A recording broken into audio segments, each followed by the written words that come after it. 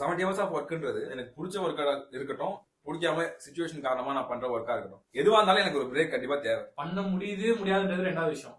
ஆனா பிசிக்கலா அதோட எஃபெக்ட்னு ஒண்ணு இருக்கு. 7 lakhsக்கு மேல டெத் கவுண்ட் ஆயிருக்கு. ஆனா நாராயணமூர்த்தி மட்டும் சொல்லல, அவர் சொன்னதை சப்போர்ட்டும் பண்ணிருக்காங்க 2 பேரு. அதெல்லாம் தாண்டி இப்போ ஐடில நம்ம உள்ள வர்றப்போ நமக்குன்னு சொல்லி ஒரு கெயின் ஒன்று இருக்கும், ஒரு பாசிட்டிவ் விஷயம் ஒன்று நடந்திருக்கும். அதை சொல்லணும் அப்படின்னா கடைசியா நான் பேசுறது அப்படி எல்லாருமே சுத்தி உள்ளவங்கலாம் இன்க்ரீஸ் ஆச்சு, நிறைய இண்டஸ்ட்ரீஸ் வச்சு நிறைய கடைகள்லாம் இருக்கு. எனக்கு தெரிஞ்சு நம்ம ஐடி இண்டஸ்ட்ரி இன்க்ரீஸ் ஆகுதுனாலே அதை சுத்தி இருக்கிற காஸ்ட் எல்லாமே அதிகமாச்சு. என்னோட பர்சனல் இது வந்து ஸ்டாட்டிஸ்டிக்கலாவோ ஐடி ஆளுன்னு தான் இன்க்ரீஸ் ஆச்சுன்னு சொல்ல முடியாது. அதை வச்சு மத்தவங்க எல்லாம் இன்க்ரீஸ் பண்றாங்க வேலைக்கு. ஐடின்னு சொல்ல முடியாது, டிமாண்ட் அதிகமாயிடுச்சு. ஆளுங்க நிறைய வர சுத்தி டிமாண்ட் இல்ல என்ன சொல்றேன்னா அந்த பீப்புள் வந்து they are ready to pay. நான் சொல்றேன் எல்லா ஐடி பீப்புளும் கிடையாது. நான் வந்து ஹாஸ்டல்ல வாடகை இருக்காங்க, எனக்கு 6000 அப்படின்னு தோன்றவங்களும் இருக்காங்க, அதுவும் இல்லைன்னு சொல்ல. பட் ஒரு லெவலுக்கு மேல எனக்கு அந்த அந்த அந்த இடத்துல எனக்கு வீடு வேணும், இந்த ஸ்பாட் எனக்கு வீடு வேணும், எவ்வளவு சொன்னாலும் வாங்க ரெடின்னு சில பேர் இருப்பாங்கல்ல. டிமாண்ட் இருக்கிறதுனால தானே அது ரேட் இல்ல குடுக்கறதுக்கு இருக்கிறதுனால அவனும் ஏத்துறான். 2 பேர் சொல்லலாம்ல. நம்ம தக்காளி வெங்காயத்தை வச்சு நீ சொல்லுங்களேன், 1 கிலோ தான் இருக்கு, 100 பேர் இருக்கானா கண்டிப்பா அந்த 10 கிலோ தக்காளி விலை ஏறிதான் ஆகும். அது கரெக்ட். நீ சொன்ன டிமாண்ட் சப்ளை பாயிண்ட் கரெக்ட். நீ டிமாண்ட் சப்ளை சொல்றப்ப நீ பாயிண்ட் சொல்ற, அதாவது இவன் 100 ரூபாய்க்கு கொடுக்க ரெடியா இருக்கான், வாங்க ரெடியா இருக்கான், நீ 200 ரூபாய்க்கு கொடுக்க ரெடியா இருக்க, நீ வாங்குறதுனால தானே அது இன்க்ரீஸ் ஆகுது நான் சொல்றேன். அந்த பாயிண்ட் தான் நான் சொல்றேன். அவன் 200 ரூபாய் கொடுக்க ரெடியா இருக்கான், ஒரு சில பேர் என்ன ரெடியா இருக்க மாட்டான். ஆனா சிச்சுவேஷன் எப்படி ஆகும்னா, பக்கத்துல ஆபீஸ் இருக்கு, நீ வேற எங்கேயாவது போனா 10-20 கிலோமீட்டர் தாண்டி போகணும் காஸ்ட்டுக்கு. அப்ப வேற வழியே இல்லாம 200 ரூபாய் கொடுத்தா அவன் அந்த கம்பல்ஷன் இருக்கும். இண்டஸ்ட்ரி பேஸ்டு நம்ம சொல்ல முடியாது. ஏன்னா இப்ப இண்டஸ்ட்ரி வந்து சென்னையில மட்டும் இல்ல, மற்ற இடங்கள்லயும் இருக்கு. இப்போ எக்ஸாம்பிள் சொன்னா மதுரையிலயும் இருக்கு, அங்க அதிகமாகல. இண்டஸ்ட்ரி பேஸ்டு நம்ம சொல்ல முடியாது. அங்க ஆளுங்க நிறைய பேர் வர ஆரம்பிச்சாங்க. சென்னைன்றது ஒரு கேபிட்டல், ஐடியை வச்சு இவங்க சம்பாதிக்கிறாங்க. சென்னை கேபிட்டல் நேச்சுரலாவே இப்ப ஐடி இல்லாட்டி வேற யாராவது உள்ள வரதான் போறாங்க. எனக்கு நெகட்டிவ் பொத்தா பொதுவா இல்ல ரொம்ப பெருசா போகாம சின்ன சின்ன நெகட்டிவ்ஸ் டெய்லி லைஃப்ல சில நெகட்டிவ்ஸ் சொல்லி ஒன்று இருக்கும். ஃபார் எக்ஸாம்பிள் எனக்கு தெரிஞ்ச நெகட்டிவ் வந்து கோர்ஸ் சொல்லி நமக்கு கொடுப்பானுங்க, மேண்டேட்டரி கோர்ஸ் சொல்லி கொடுப்பாங்க. வாழ்க்கைக்கே தேவையில்லாத ஒரு கோர்ஸ் அந்த கோர்ஸ். அதை ஃபோர்ஸ் பண்ணி அதை கொடுத்து இதை பண்ணி தான் அவன் அதுக்குன்னு டைம் ஸ்பெண்ட் பண்ண சொல்லி நம்ம அதுக்கு டைம் ஸ்பெண்ட் பண்ணிட்டு இருப்போம். பண்ணதுக்கு ஏன் ப்ரொடக்டிவிட்டி என்னன்னு ஒரு கேட்டு கேட்பானுங்க. லூசானா இல்ல நான் லூசான்னு கேக்குறேன். ஒர்க் ஃப்ரம் ஹோம் வந்ததுக்கு அப்புறம் ஆபீஸ்ல இருக்கும்போது பரவாயில்ல, 6 மணி 7 மணி ஆயிடுச்சுன்னா கார்டு வச்சுட்டு கிளம்பிடலாம். ஆனா ஒர்க் ஃப்ரம் ஹோம் வந்ததுக்கு அப்புறம் நைட்டு 10 மணி ஆனாலும் கால் பண்ணி கேக்குறாங்க வேலை முடிஞ்சா இல்லையா. சோ ஒர்க் ஃப்ரம் ஹோம் வந்ததுக்கு அப்புறம் அந்த டைம் கன்ஸ்டன்ட் தாண்டி ஆல்ரெடி நம்ம போயிட்டோம். இதுக்கு மேல அந்த 7 இயர்ஸ் ஒர்க் பேசுறதே ஏன்னா அதை தாண்டி நம்ம போக ஆரம்பிச்சோம். நான் என்ன சொல்றேன்னா, இது வந்து த்ரூஅவுட் ஐடியாலே இந்த பிரச்சனை நான் சொல்ல மாட்டேன். ஒவ்வொரு கம்பெனியோட ஐடியாலஜி அது. கம்பெனின்றதை தாண்டி டிபார்ட்மெண்ட் வைஸும் இருக்கு, ப்ராஜெக்ட்ல டீம் இருக்குது, டீம்ல அந்த மேனேஜர்ஸ் அப்படியே மாறிட்டே தான். இப்போ நான் எப்படி சொல்றேன்னா நெகட்டிவ் அவன் சொல்ற நெகட்டிவ் வந்து எல்லாருமே அப்ளை கிடையாது.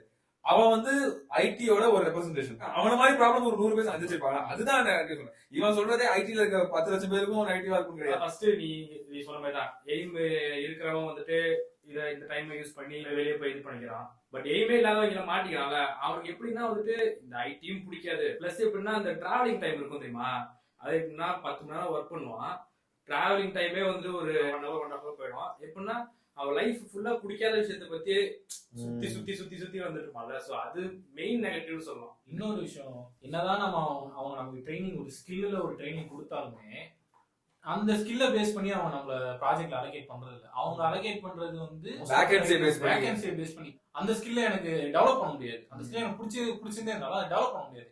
ஏன்னா நான் வேற ஒரு டெக்னாலஜில போட்டு நான் அதை மறுபடியும் முதல்ல இருந்து கத்துக்கிட்டு 3 போயிட்டு அதுல நான் ஏதாவது பண்ணணும்.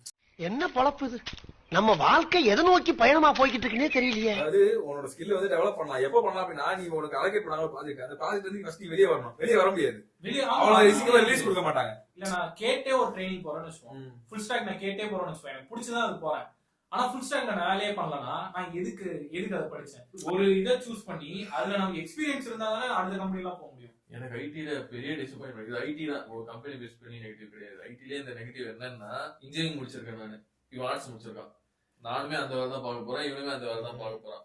ஆர்ட்ஸ் முடிச்சவனுக்கு ரொம்ப minimum salary like 10K 15K அப்படிதான் கொடுப்பாங்க. அதே இன்ஜினியரிங் முடிச்சிருந்தவனுக்கு 20 to 30 கிட்ட தருவாங்க. ஒரே வேலையா? ஒரே வேலை தான். நிறைய நேரத்துல இவனோட நீ அதிகமா வேலை பார்ப்ப, ஆனாலும் உனக்கு கம்மியா சம்பளம். ஒரே டீம், ஒரே ப்ராஜெக்ட், ஒரே வேலை.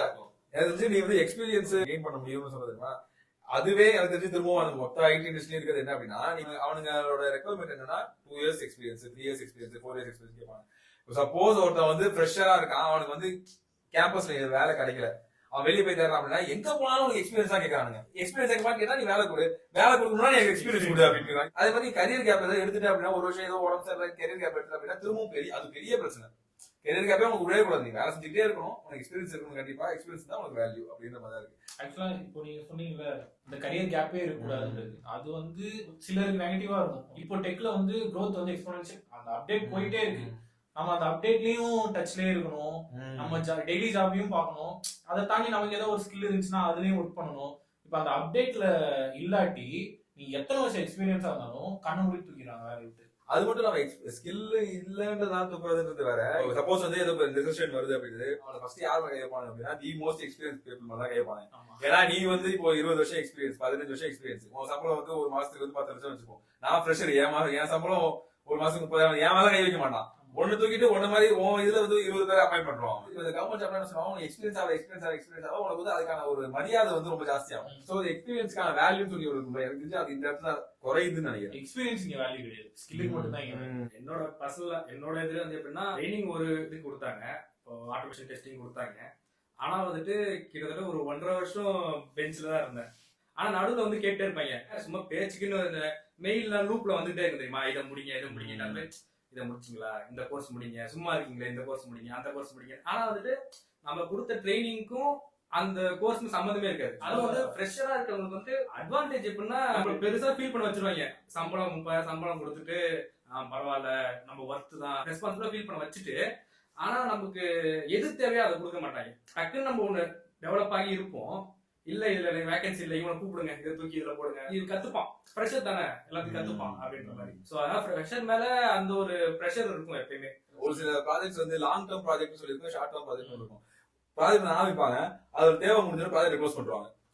மெயிலே அப்படியே வந்து தம்பி நீங்க வேலையை விட்டு உங்களை தூக்கியாச்சு, நீங்க கிளம்பி போங்க, ப்ராஜெக்ட் முடிஞ்சிருச்சு அப்படின்ற மாதிரி மெயிலே ஜஸ்ட் இன்னைக்கு வரைக்கும் ஆசிட்டு இருப்பான், ப்ராஜெக்ட் முடிஞ்சிடும், நாளைக்கு முடிஞ்சு கிளம்பி போங்க அப்படின்ற மாதிரி அப்டேட்டா கட் பண்றது இருக்கு. இன்னொன்னு ஒண்ணு பண்ணானுங்க, ஒரு வேலை ஒண்ணு இருக்கு, அந்த வேலைக்கான ஸ்பெசிபிகேஷன்ஸ் ரெக்வயர்மெண்ட் சொல்லி ஒண்ணு இருக்கும், அது ஜாபோட லொகேஷன் சொல்லி இருக்கும். அதை வச்சு நான் சூஸ் பண்ணிப்பேன், எனக்கு வந்து ஜாப் வேணுமா வேணாமா நான் சூஸ் பண்ணிப்பேன். ஆனா ட்ரைனிங் சொல்லி ஒண்ணு கொடுத்தாங்க, கொடுத்ததுக்கு அப்புறம் குழுக்கள் முறையில நீ எங்க வேலை செய்யணும்னு சொல்லி லொகேஷன் போடுவாங்க. ஆக்சுவலா நான் இருந்தது வந்து பாண்டிச்சேரியில படிச்சது, என்னோட ட்ரைனிங் வந்து அசாம்ல ட்ரைனிங். அசாம் போனதுக்கு அப்புறம் சில பேருக்கு பெங்களூர், சில பேருக்கு டெல்லி, மும்பை எல்லாம் போட்டாங்க.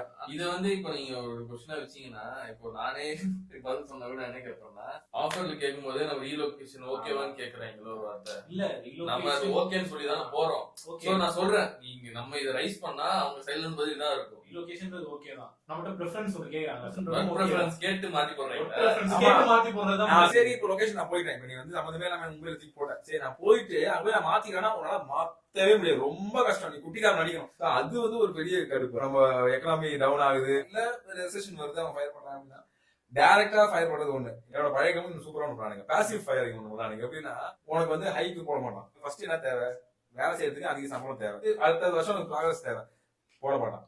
இல்ல ஸ்கில் டெவலப் பண்ணா அந்த ப்ராஜெக்ட் ஸ்கில் இருக்காது, அந்த ப்ராஜெக்ட்ல இருக்கணும். அது சரி, இந்த ப்ராஜெக்ட்ல ரிலீஸ் ஆகிக்கிறாங்க, வேற எதுவும் கத்துக்கிறேன் அப்படின்னா இல்ல இந்த ப்ராஜெக்ட்லயே நீ கேட்கற ஸ்கில் இருக்கு, அதுலயே போகணுமா. சோ உன்னை வந்து எல்லா இடத்துல இருந்து லாக் பண்ணிடுவான். அது மட்டும் இல்லாம சரி அந்த கம்பெனி விட்டே போறான் அப்படின்னா 3 மாசம் நோட்டீஸ் பீரியட் வைப்பான். 3 மாசம் நோட்டீஸ் பீரியட் இருக்கவன வேற கம்பெனி எடுக்க மாட்டான். ஆமா, எடுக்காம கம்பெனி அவன் கம்பெனிலயும் 3 மாசம் நோட்டீஸ் பீரியட் தான் இருக்கும். சோ கம்பெனி விட்டு ஜம்ப் பண்றதா ஒரே வேலை. இப்ப நானே ஜம்ப் பண்றேன், அவனா என்ன இது பண்ணல. அவன் ஆனா பேர் என்ன அப்படின்னா அவன் வந்து வேலையை விட்டு தூக்க மாட்டான். இது நம்ம ரெண்டுமே பேசியாச்சு, பாசிட்டிவும் பேசியாச்சு, நம்ம நெகட்டிவும் பேசியாச்சு. நம்ம சோ இப்ப வெளியே இருந்து பாக்குறவங்களுக்கு என்ன கடைசியா என்ன சொல்லணும், ஐடி பத்தி ஒரு ஒப்பீனியன் இருக்கு. வெளியே போனாலே அழிஞ்சிருவானுங்க, நீங்க சீக்கிரம் செத்துறீங்க, கெட்டு போயிடுவீங்க, கல்ச்சர் சரியில்லை, அப்படி இல்ல இப்படி. ஐடி மாப்பிளையா, ஐயோ ஐடி பொண்ணா, ஐடி பொண்ணா. கான்செப்ட் என்னன்னா, ஒழுங்கா இருக்கிறவன் எங்க இருந்தாலும் ஒழுங்கா இருப்பான். நாசமா போய் குட்டிசரா போகணும்னா நீங்க வீட்டுக்குள்ளேயே பொத்து வச்சு நாசமா தான் போவான். உங்களோட பாயிண்ட் கரெக்டா இருக்கணும். இப்போ இது என் ஸ்கில், அடுத்து நான் இந்த ஸ்கில்ல கத்துக்க போறேன், இது கத்துக்கிட்டு எனக்கு நான் இங்க இவ்வளவு ஹைக் கேட்க போறேன், இங்க கொடுத்தா ஓகே, இல்லன்னா நான் அடுத்து பண்ண போறேன். சோ இது இந்த மாதிரி ஒரு பிளான்டா இருந்தீங்கன்னா ஃபைன். ஐடில நீங்க பிளான் பண்ணாம போற ஃப்ளோலயே போனீங்கன்னா நீங்க டெவலப் ஆக முடியாது. அந்த ஆப்பர்ச்சுனிட்டி இருக்கு, skill paste opportunity, personal growth, career growth இருக்கு, எக்ஸ்போனென்ஷியலாவே இருக்கும். அப்பப்ப சின்ன சின்ன தடங்கள் வரும், என்னாலும் பரவாயில்ல மென்டாலிட்டி இருந்துச்சுன்னா தாராளமா வரலாம். ஃபர்ஸ்ட் ஒரு 4-5 கம்பெனி தான் இருக்கு, அந்த கம்பெனி ஐடினால அந்த கம்பெனி தான் இருக்கும். இப்ப நிறைய கம்பெனி சர்ச் பண்றாங்க, ஜஸ்ட் பிகாஸ் அந்த ஒர்க் லைஃப் பேலன்ஸ்ன்றதுக்காகவே அவங்க சர்ச் பண்றாங்க. பேர் தெரியாத என்னென்னமோ கம்பெனி தான் இருக்குது, அவன் எம்ப்ளாயிஸ் பயங்கரமா ட்ரீட் பண்றான், ஓகே அப்படின்னு சொல்லி போயிடுறாங்க. அதனால கடைசியா சொல்லி முடிக்கிறப்போ நிறைய பிரச்சனை, ஹெல்த் ப்ராப்ளமா இருக்கட்டும், லைக் வந்து ஃபினான்ஷியல் ப்ராப்ளமா இருக்கட்டும், இது ரெண்டுமே இந்த இண்டஸ்ட்ரியிலுமே இருக்குது. உள்ளார வரப்பே நீ ஹெல்த்தியும் பாத்துக்கணும். ஒரு 1 hour ஒர்க் அவுட் பண்றது இந்த மாதிரி ஹெல்த்தியும் பாத்துக்கணும். இன்னொரு பக்கம் பினான்சியல் லெவல்ல வந்து பிகாஸ் இந்த இண்டஸ்ட்ரியில ரிஸ்க் அதிகம் நான் சொல்றேன்.